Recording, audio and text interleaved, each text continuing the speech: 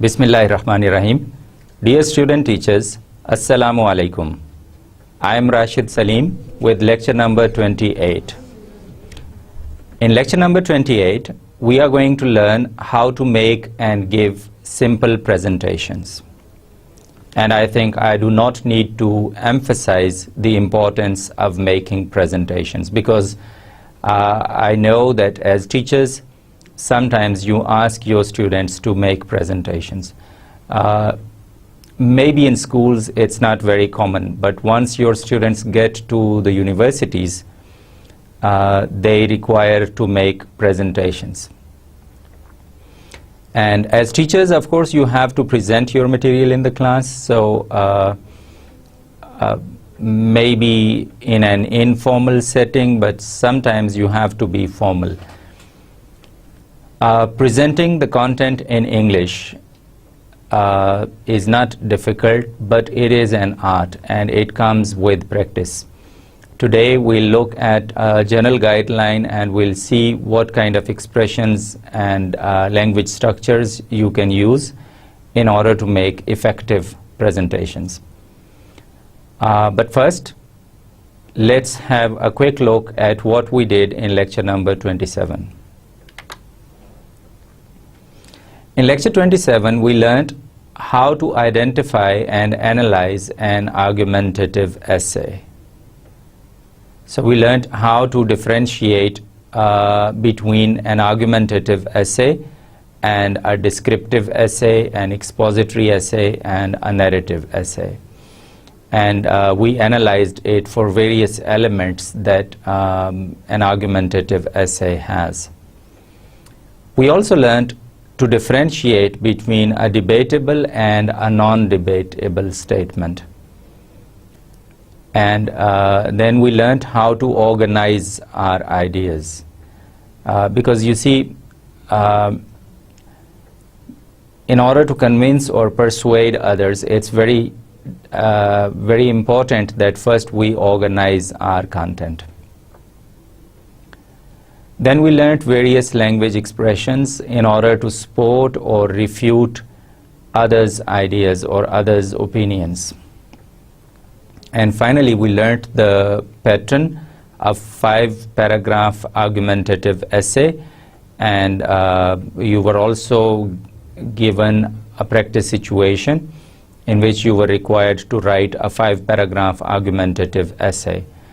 So this is what we did in lecture number 27, and in a way it is connected to lecture number 28 because we have to give presentations for various purposes.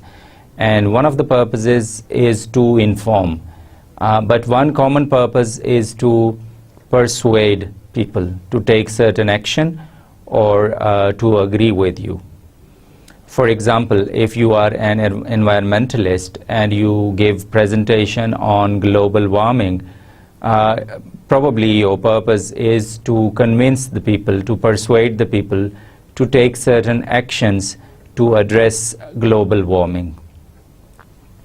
Similarly, a sales representative normally gives presentation. They explain their product and finally they convince or try to persuade their customers or would be expected clients to purchase their product.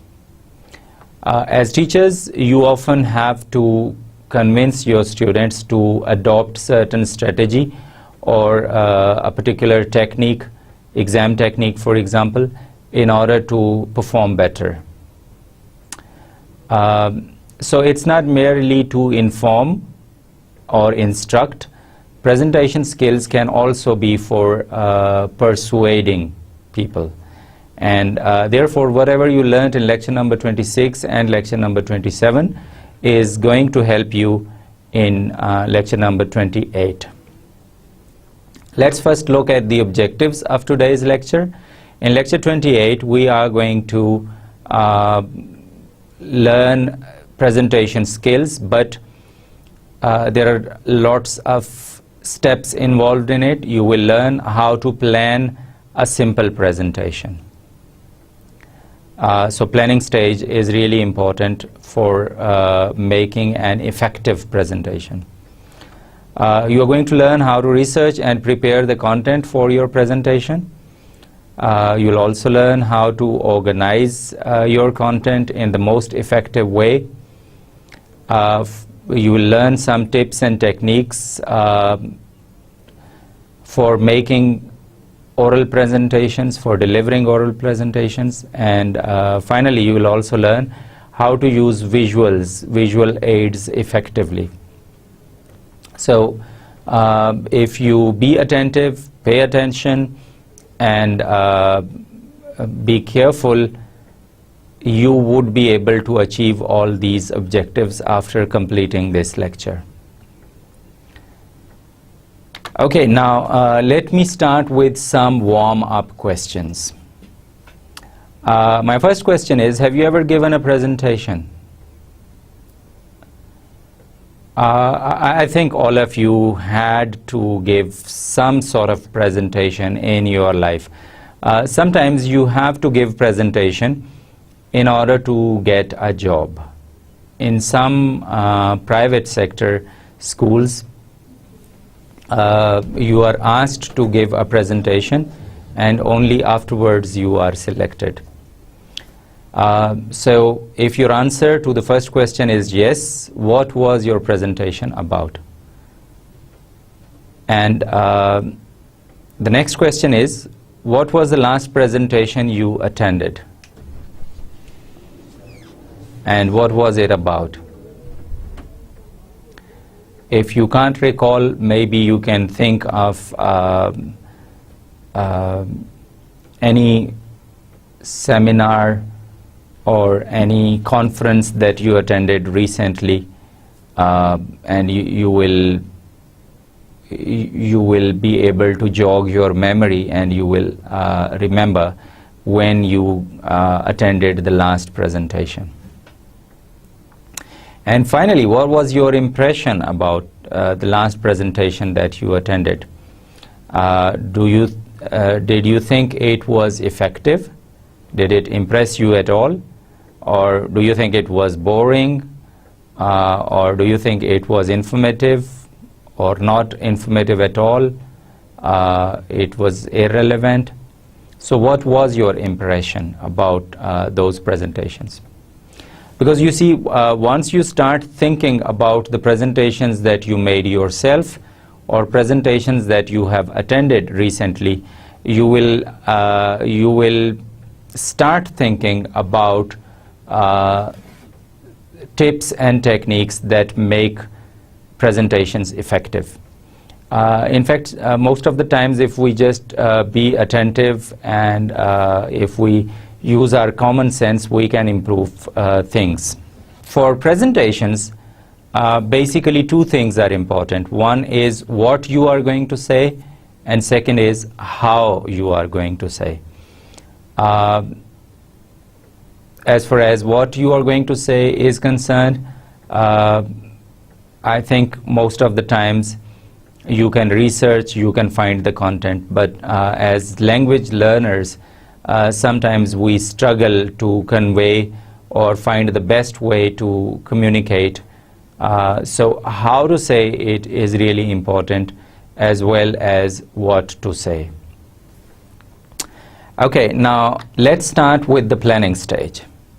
And you know, like all products, presentation requires rigorous planning.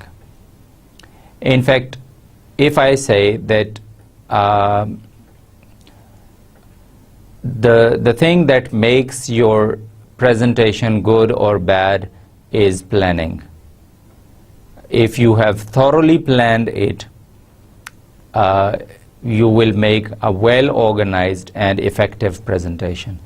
But if you have hastily planned it or didn't plan it at all, it's not going to be effective, no matter what tips and techniques you have learned. And you know that in planning, I often talk about one keyword, and that is map. You can recall that when you were learning the writing process, I told you that before you write, you should think about the map. And here, before you speak, before you present your presentation, you have to think about map. And I hope you can recall what these three letters mean. M stands for message. A stands for audience. And P stands for purpose. So this is really important. Whenever you are writing something or whenever you are going to make a presentation, you must first focus about your message. What is it that you want to convey? What information do you want to deliver? What facts and figures you are going to convey? What data? What subject matter is required? What topic you are going to talk about, you are going to speak on? So the very important thing is the message itself, because if you are not clear about what you are going to say, of course, even if you are very proficient English speaker, you won't be able to convey it properly. Second thing is audience. So before you even start making a presentation and before you even start delivering presentation, you need to analyze or evaluate your audience. So how many people are going to listen to your presentation? What are their ages? What is their sex? What is their profession? What is their level in English language? What are their professions, or what is their level of education? Whether you are going to address doctors, PhDs, or whether you are going to address kids or laymen in the street or athletes. Accordingly, you will plan your presentation. Very often, I ask my students in the university to give presentations, and then in order to impress me, they try to use flowery language. They try to use new words that no one has ever heard of. And I tell them that your audience are your students or your classmates. So you should use vocabulary which is at the same level, and if you use something which is difficult, then you need to explain it. So keeping the audience in mind is the real key to success, because otherwise what will happen is that if you are not considerate and you have not paid attention to the audience, then your presentation is surely going to fail. Either they won't understand it, or it would be boring to them, or it would be irrelevant to them. If you don't first reflect or think about the audience, it is very difficult to give effective presentations. Okay, the last but not the least is, what is the purpose of your presentation? And if you can recall, earlier we said that your presentation could be to inform others. It could be to instruct others. It could be to explain something. It could be to describe something. It could be to narrate something. It could be to persuade someone. It could be to evaluate something, to assess something. It could be to sell something. Or it could sometimes be to show your abilities, your interpersonal skills, your communication skills. Very often, you know, when you apply for a job, sometimes they just take an interview, but sometimes they ask you to give a presentation in order to prove your worth, in order to show what kind of skills you have got. So there are various purposes, and accordingly your presentation will change. If your purpose, for example, is to entertain, then definitely your presentation is not going to contain very serious or boring stuff in it. On the other hand, if your purpose is to inform on a very crucial social issue, then probably you will have to research a lot.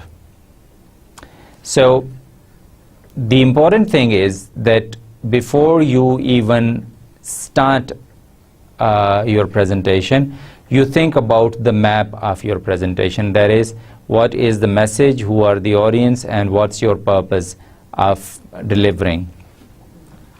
Okay, apart from map, you also need to look at the allocated time. How much time you are given to make a presentation. Usually there is always a time restriction for making presentations. It could be from 3 to 5 minutes, 5 to 7 minutes, 7 to 10 minutes. It could be for half an hour, for an hour or so. So keeping time restriction is really important because you will organize your content, you will choose your content according to the time slot that you have been given.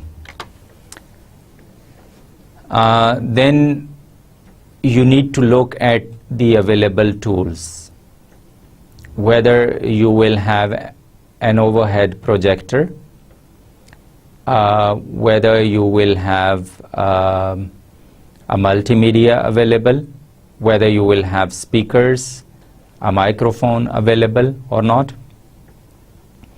whether you will have a laser light or a pointer, whether you will have a laptop or a computer PC or not. Well, these days, people, when we talk about presentation, people think about PowerPoint. In fact, there are many other softwares that can be helpful for making presentations, but you can make presentation completely without any of these tools.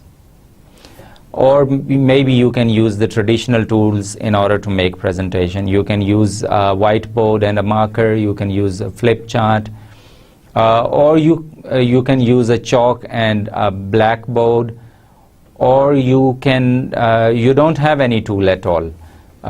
You merely present without any of these tools or gadgets. So depending on your tools, your presentation is going to be different. So do consider tools when you are planning for a presentation. And once you are aware of the map, time and tools, you will think about the effective format and structure for your presentation. So how are you going to lead from one point to another point, and what is crucial for your audience to know? How are you going to start it? How are you going to end it? What information is relevant? And how are you going to organize or present that information?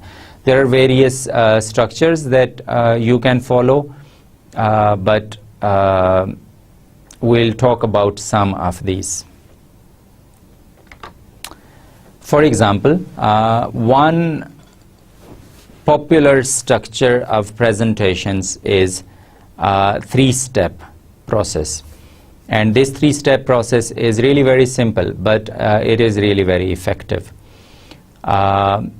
Normally, when you make a presentation, you want your audience to remember it for a long period of time, right? And that is only possible if you repeat what you said. Because you are orally giving your presentation, your audience might not listen to it. They might lose it because of some distraction, or they might forget it even if they have listened to it carefully. So usually the important points, you need to repeat them. And the best way is that you alert your readers what you are going to say. So you say what you are going to say in advance, you alert your readers, and your readers can expect what is going to come. Then you say it, and finally you wrap it up, you sum it up. So actually the main points that you have made, you start with those main points. You tell them what you are going to tell, then tell those points, and finally recap those points. So normally we say that say what you are going to say it, and say what you just said. So these are the three important steps that are involved in making an effective presentation. Especially this works well for the important points that you want your audience to get hold of. Well, there are so many do's and don'ts for making presentation. One don't is, well, I have violated this, is that don't overstuff one slide. Don't write so many things on one slide, because basically there should be just few points on the slide. Well, here we have plenty of points, but point number one here is be organized. And as I said earlier, this is probably the single most important point for an effective presentation. If you are organized, it is going to work. And so you have to be focused, you have to have relevant information, and if you are well organized, if you are well prepared, if you have well structured presentation, then you will feel relaxed. Otherwise you will panic, and you will feel confused, and your presentation will become chaotic. Okay, the second point is really important. Breathe. Naturally, when you are giving presentation, you are also breathing. But here it means that what happens is that sometimes you start your presentation at a very high rate, at a very fast pace. And in order to show that you are fluent, you do not take any pauses, and you do not relax at all. This will not make your presentation very impressive at all. In fact, you should vary pace in your presentation, and you should adjust it according to the level of your audience. It is better to speak at medium pace. You shouldn't be very fast, you shouldn't be very low. And you should breathe, you shouldn't panic actually. Don't try to cover too much material. Remember the time. Okay, what happens is normally you know lots of things about a topic, but you are given only 3 minutes. So instead of overstuffing your presentation, think of the main or the most important points that are relevant and just focus on those. Don't try to talk about each and everything. Later, at the end of this lecture, you will also watch a video, and there you will learn that one of the presenters just makes 3 points in 4 minutes, but he elaborates each point so that it gets stuck in our mind, and this is how he makes it effective. Do speak clearly, slowly, and at an appropriate level for your audience. We have talked about it already. Speaking clearly is very important. Use vocabulary that is appropriate for your audience. If you use new vocabulary, make sure you explain it and write it on the board. So try not to use any new vocabulary, but if you do, try to explain it. And using appropriate vocabulary is really important. And by appropriate vocabulary, I don't mean idiomatic or flowery or foreign phrases. Remember that when you are presenting something, you are communicating information or you have a purpose. You are not there to impress people with your English language or with your vocabulary. The purpose is to use simple and clear language which is the most appropriate. Do make eye contact with all members of your audience. So if you are just looking in the distant space, or if you are just looking at the paper in your hand, or if you are just looking sideways, it won't attract the audience at all. You have to look at them in the eye, and you have to look at all the audience. And that would give them the sense that you are talking to them and you are not merely reproducing content from your memory, but you are actually communicating something to them. So this is really important. Very often we forget it, but if you maintain an eye contact, it'll humanize your presentation, and it'll also help you to get the attention of your audience. Okay, the next is do move around. Just sitting still as I am sitting or not moving at all will make it monotonous and boring. For this fixed camera that I have got here, I can't move around much. So there is a limitation, restriction that I have to keep in mind. But when you are making presentation, in fact, it is better even to move around, to leave your days. Some presenters even go inside the audience while they are talking, so they don't stand at the rostrum all the time. They are moving within the room. Sometimes some of them are almost everywhere, and I think as teachers you know it quite well, that in order to grab the attention of each and every person sitting in the room, it is better that you move around. But if you can't move around in the room because of some restriction, at least use hand gestures. That's the next point that I want to make. So don't just sit still like this, and don't speak like a computer or a robot. Instead, use facial expressions and use your hand gestures in order to emphasize a point, in order to show the relationship between various points, and in order to humanize it, personalize it, so that your presentation is not just merely mechanical.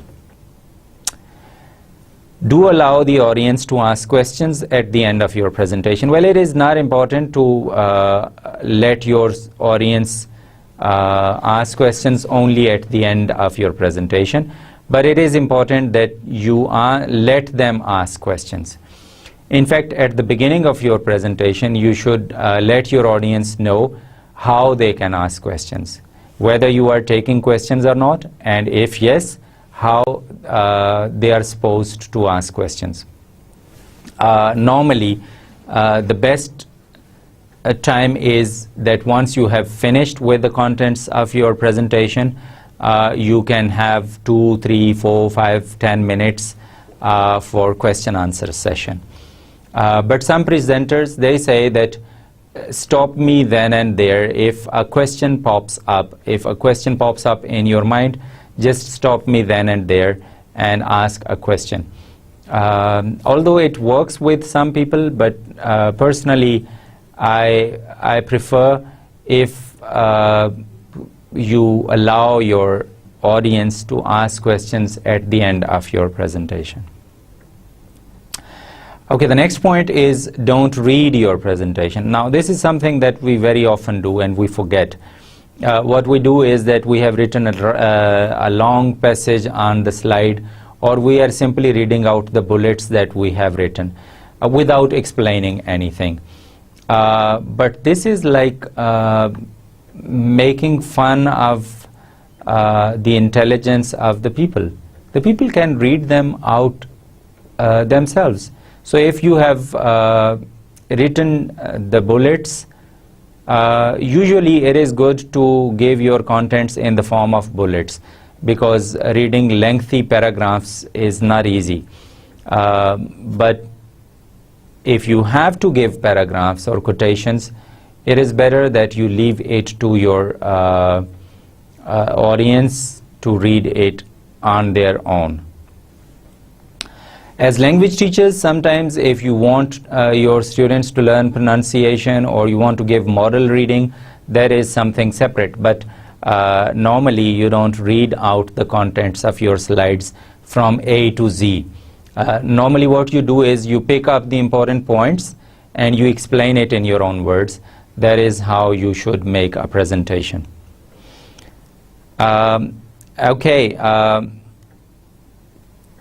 You also need to practice your presentation. In the beginning, you might feel a bit lack of confidence. This is something natural. Even the best presenters in the world, when they are presenting for the first time, they are nervous. They don't look nervous. Maybe they don't let you know about their nervousness, but all of them are a little nervous. So this is something natural. What you can do is you can, in order to remove that nervousness, you can practice it a lot. And one way of practicing it is by standing in front of a mirror and talking to yourself. Or maybe if you can get some friendly foes, or if you can get some friends who can sit and listen to your presentation and give you some pieces of advice. And finally, do remember to thank your audience in the end. Okay, now we move on to an important aspect, and that is called signposting. You know what a signpost is? Signposts are usually placed beside the road. When you are traveling, for example, you have lots of signposts beside the road. And these signposts give you information about various things. For example, how far is the next intersection? How far is the next exit? If there is a bridge coming ahead, if you are approaching a level crossing, if there is a school ahead, a hospital ahead, the speed limit, city area. I mean, there are so many signposts that that are informing you, that are communicating information to you, and they help you. Similarly, when you are delivering a presentation, you should use signposts in order to guide your audience. Think of your audience as if they are traveling, and think of yourself as a presenter as guiding them, properly directing them, as if you are putting up signposts beside the road. Okay, but here signposts are actually words and phrases that give direction to your audience. So just like if you say, first of all, it will give an idea to your audience that where you are heading. And if you say that to sum up, here are the main points once again, they will know in advance what is coming. Because when you are delivering your presentation orally, it is very easy for the audience to miss certain information. So you have to repeat it quite often, and you have to signpost it. Normally these words that you use, like before, after, first of all, however, these words normally are not very difficult words, but they are really very crucial, as important as the signposts on the road. So you have to consciously use these signposts. And along with this lecture, I have also provided a handout, and in that handout you have detailed signposts given, the language that you can use when you are making presentations. But in this lecture we are also going to look at some very common signposting language that you can use while you are giving a presentation. Now here you have information. On the left hand side in this column you have various stages or various sections of your presentation, and in the right hand side you have various phrases or words or sentences or chunks, language chunks or language structures that will help you that are signposts for these sections. So when you are introducing the topic, very often you use such language structures. For example, you say the topic of my talk is, the subject of my talk is, or I'm going to talk about, or my topic today is, or my talk is concerned with. You might have noticed that in all these lectures I usually begin with the topic, and I announce that what number of lecture it is, and then I gave a brief introduction of the topic. That is really important. Don't assume that the audience already know what you are going to talk about, and don't start your topic straight away. Even if your audience have a written topic in front of them, and even if they are well aware of what you are going to talk about, it is always important that you introduce your topic by using one of these signposts. Apart from introducing the topic, you can also introduce yourself, especially if you are addressing the new audience. Even if there is a single person who doesn't know you, it is better to introduce yourself. But if everyone knows you quite well, then of course you can skip that part. But it is better to introduce yourself and the topic by using the signposts here. Okay, now another important section of your presentation is overview, the outline of your presentation. This is really very important. So before you even get into the meat of your presentation, you give an outline or an overview of your presentation, as I gave you the objectives of each lecture. Similarly, you should give the outline or the overview of your presentation. The overview is like the overview or a bird's eye view of a city. So before you take the travelers travel through the city, you show them the map of the city. You show them a bird's eye view before they actually get into the streets and the roads. Otherwise they might get confused. And for overview you can use one of these phrases. I'm going to divide this talk into 4 sections, into 4 parts. There are a number of points I would like to make today. Basically, briefly, I have 3 things to say. I'd like to begin or start by this. Let's begin or start with this. First, I'll talk about the causes of floods. Then I'll talk about the effects of floods. And finally, I'll talk about, I'll give recommendations or the steps that we can take to reduce the damage by the floods. So if you orally give these signposts, your audience would know where you are heading, and they can expect accordingly. Okay, when you are finishing one section and moving on to the next one, you'll say that's all I have got to say about this.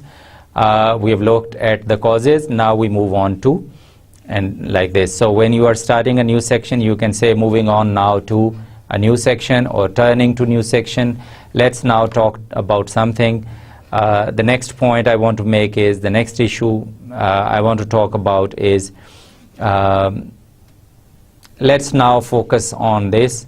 I would extend or elaborate this point or explain this point, etc., etc. Okay, then when you are analyzing a point or when you are giving recommendations, you can ask these questions or these statements. So you can say, where does this lead us? You know, asking question actually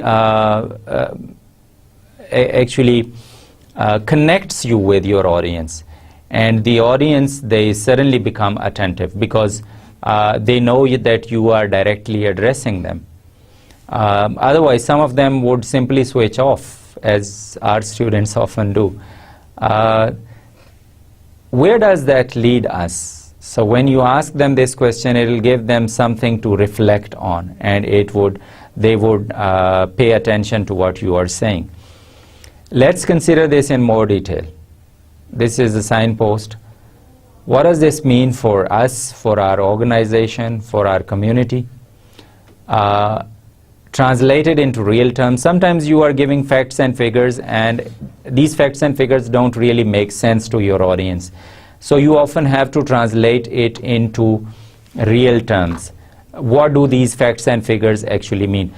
For example, when I listen to the economists talking on television about inflation, about supply and demand, and about stock exchange, I do not really understand what they are talking about. But if they tell me what it means for me, how it is going to affect me, it'll make sense to me.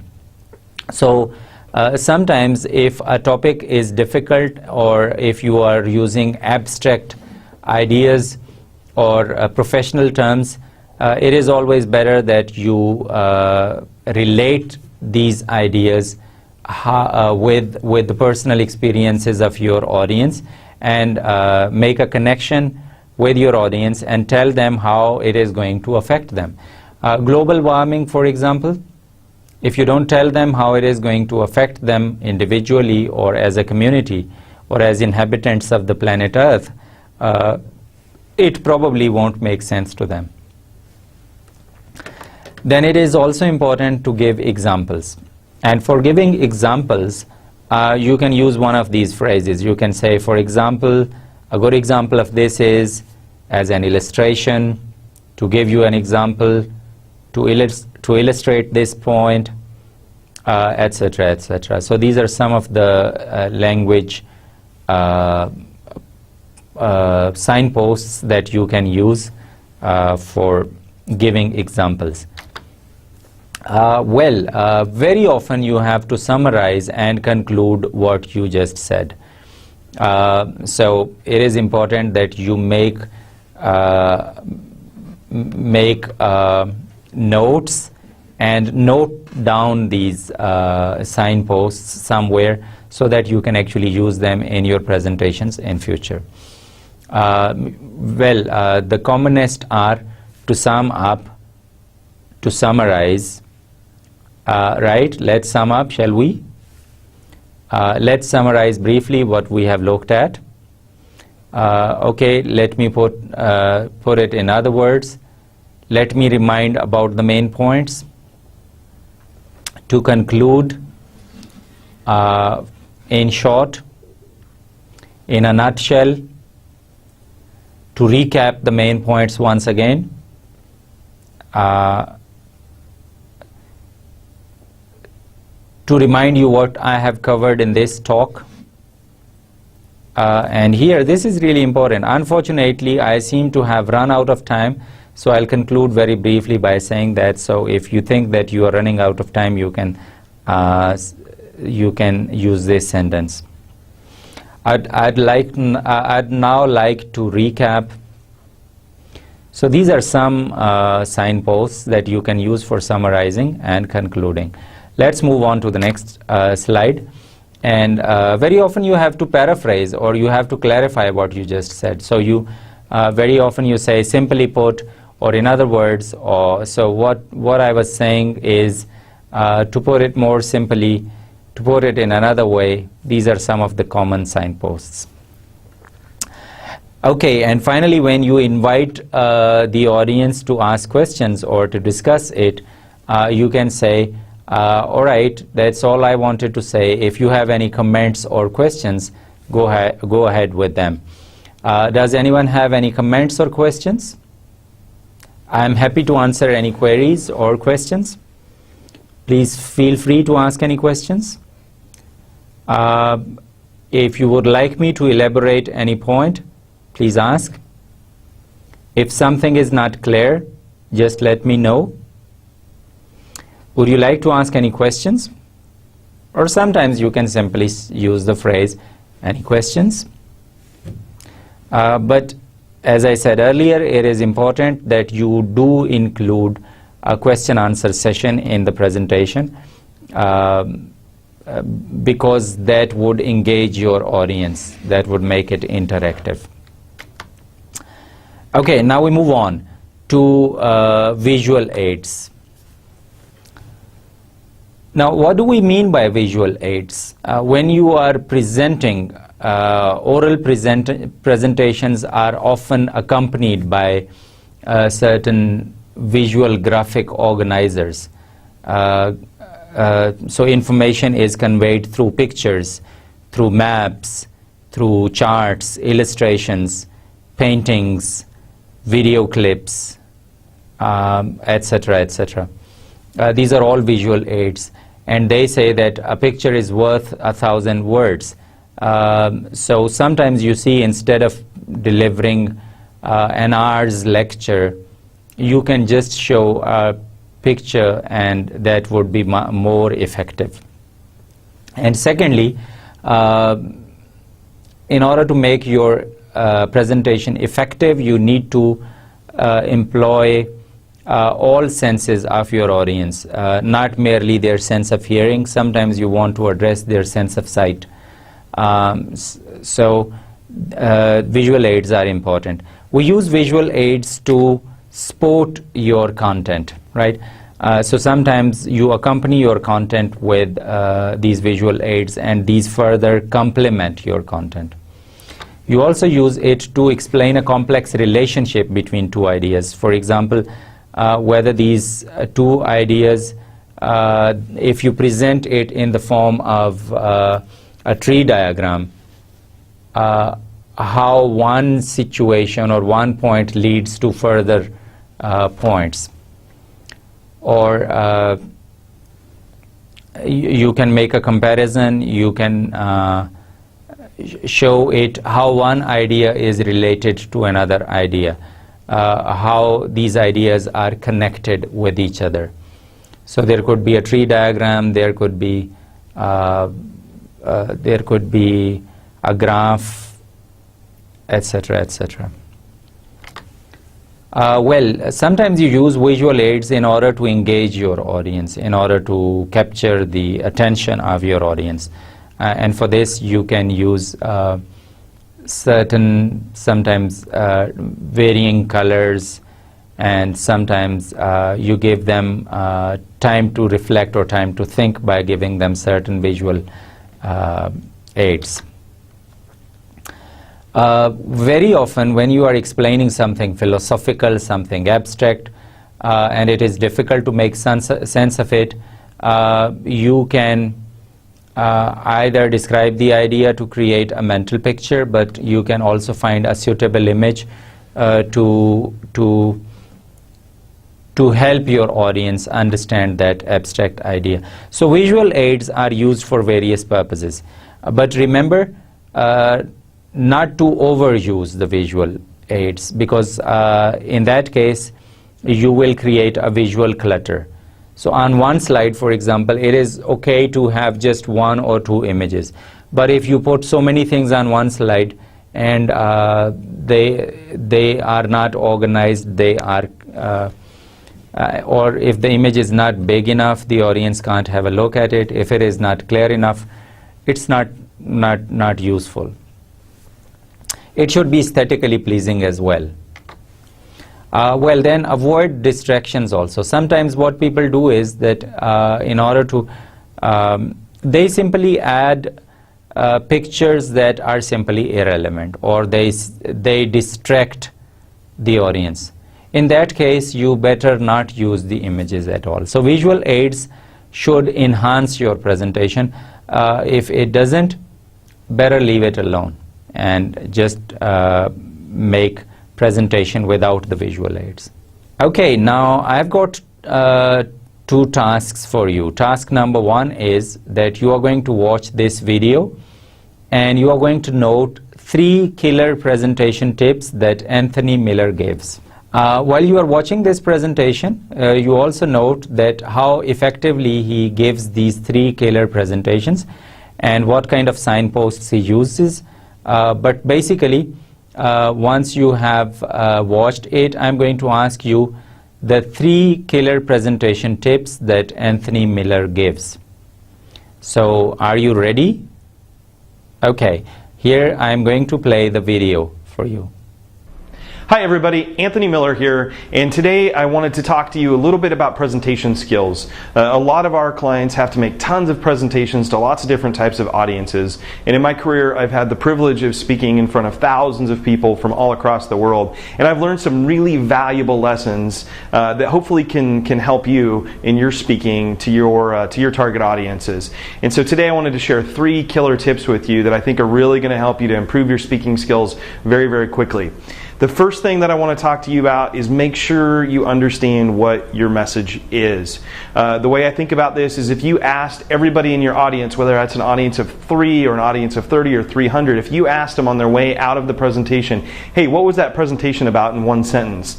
How many people that walk out of that presentation are going to say the same exact sentence?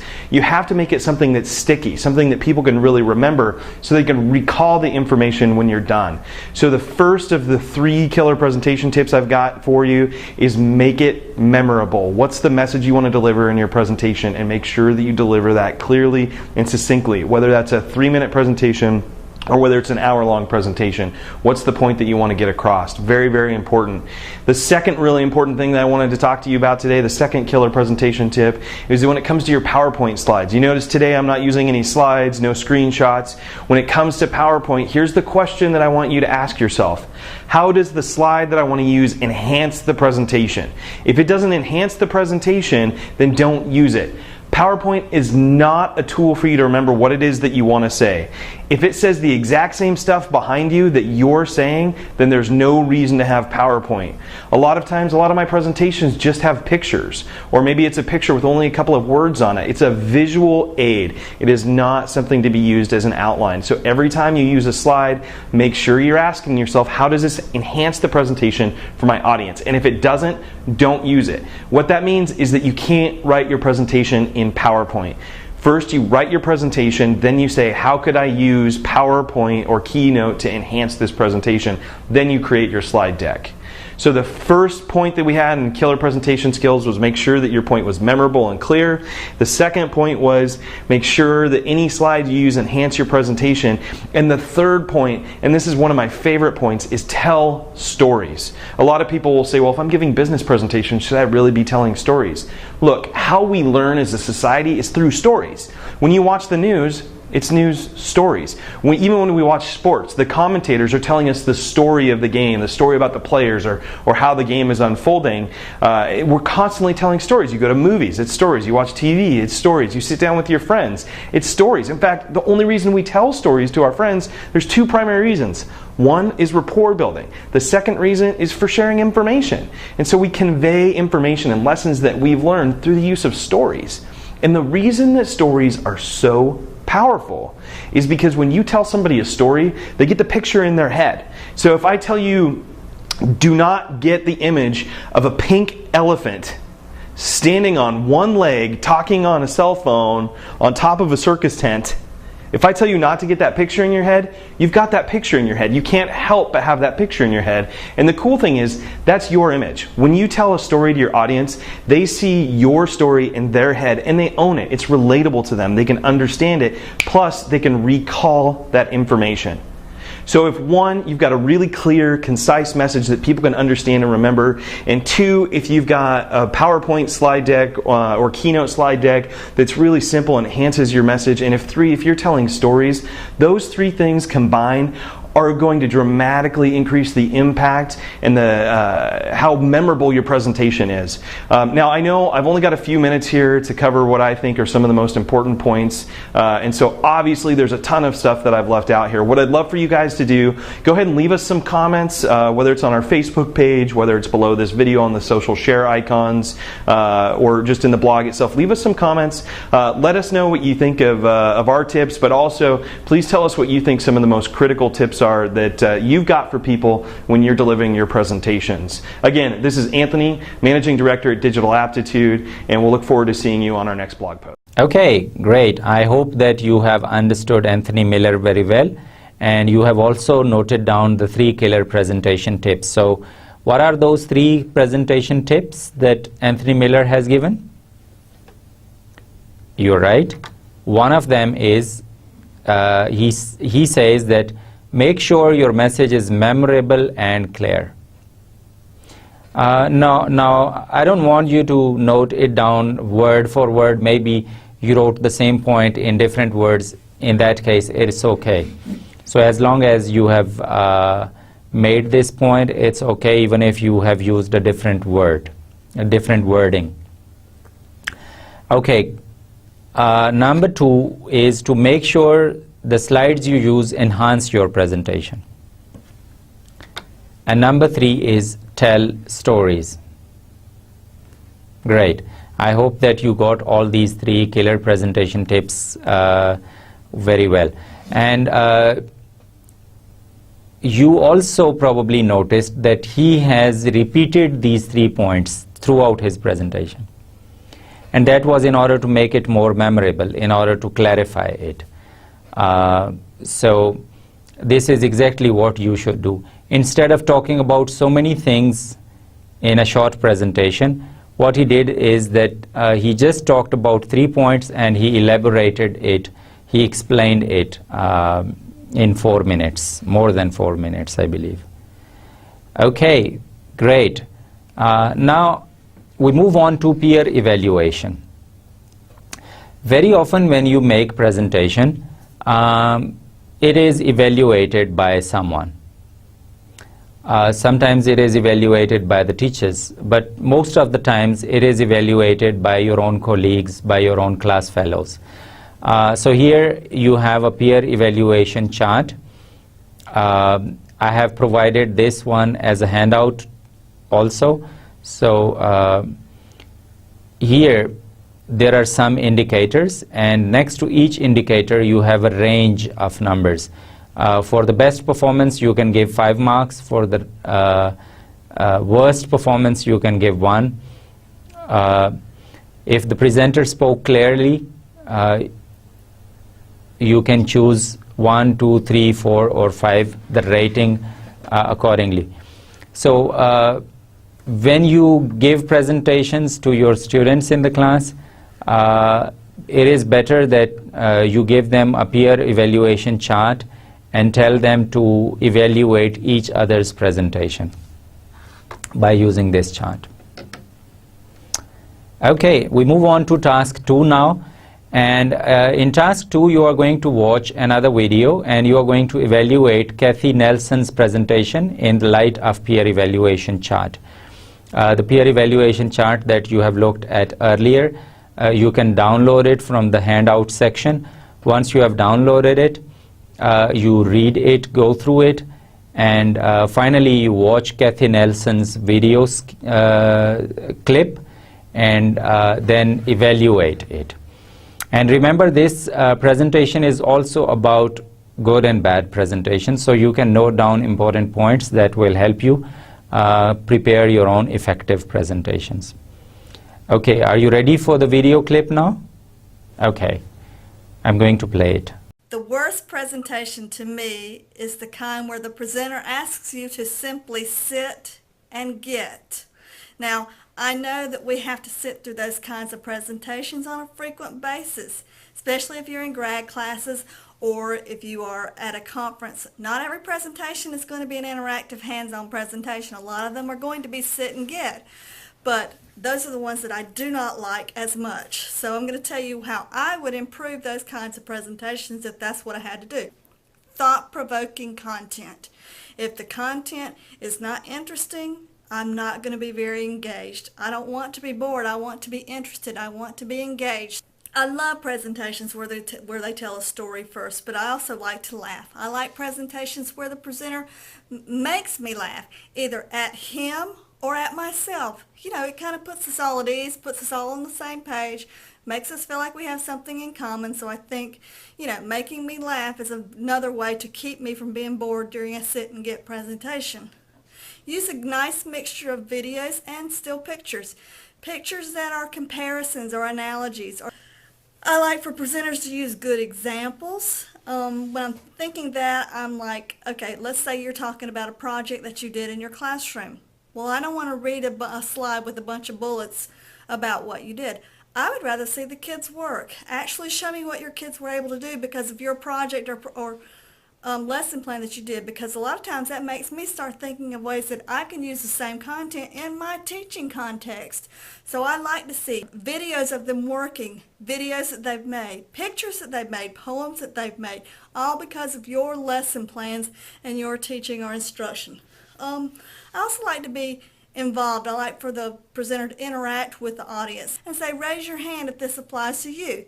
Raising that hand really does make me feel like I'm involved or I'm important to that presenter. I want to feel important. So, you know, something like that. And I know there are more techie ways to do that. You could use cell phone polls, or you can get handhelds and do an interactive thing like that. But you don't always have that available. Plus, there may not be enough to go around, or people are not comfortable with them. Just a hand-raising poll is a nice way to interact with me. I also like it when the presenter gives me some information and then tells me to turn to my neighbor and you know, discuss it, to hash it out with a neighbor, because it makes me feel like I have something in common with the people that are in the audience too. I don't like handouts. I would much rather have a URL that I can go to later and visit and interact with it one-on-one with my computer. Oh, and I didn't say this earlier, but I do want to say it too. KMN PowerPoints. There is nothing worse than a KMN PowerPoint. What's a KMN PowerPoint? Surely everybody knows this. A KMN PowerPoint is a kill me now bullet-ridden PowerPoint that's just going to knock me right to sleep. So no KMN PowerPoints. Come on, find a better way to present your content than with just a bunch of bullets and text on a slide. These are my tips. That's all I have to offer. Okay, so I hope you enjoyed this Kathy Nelson's video clip, and you now you have some time to evaluate it. All right, now we move on, and we look at the summary of lecture 28 now. And in lecture number 28, we learned how to plan a simple presentation. We learned how to research and prepare the content. We also learned how to organize our content.